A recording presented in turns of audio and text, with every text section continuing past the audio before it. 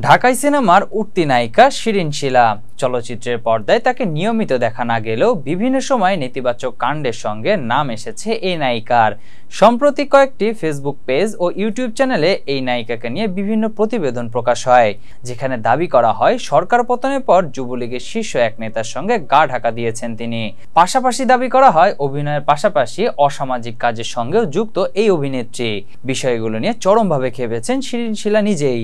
প্রথম দিকে এসবে নজর না দিলেও এখন বাধ্য হয়ে আইনের আশ্রয় নিচ্ছেন তিনি। সম্প্রতি ফেসবুকে এক ভিডিও বার্তায় এমনটাই জানিয়েছেন এই অভিনেত্রী, যেখানে শিরিন শিলা বলেন, বেশ কিছু প্রতিবেদনে দাবি করা হচ্ছে যুবলীগ নেতার সঙ্গে আমার সখ্যতা রয়েছে। তাদের সঙ্গে আমি বিদেশ সফরে পর্যন্ত গিয়েছি, যে কারণে সরকার পতনের পর গা ঢাকা দিয়েছি।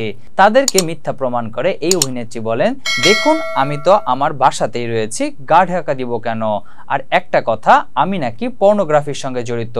আমি যদি এসবের সঙ্গে জড়িত থাকি তাহলে কিভাবে একজন অভিনেত্রী হলাম? আমি তো সানি লিওন না, আমি তো অভিনয় করি। আমার যদি পর্নোগ্রাফির কোনো ভিডিও বা লিঙ্ক থাকে তাহলে আজও কেন সেটা প্রকাশ পায়নি?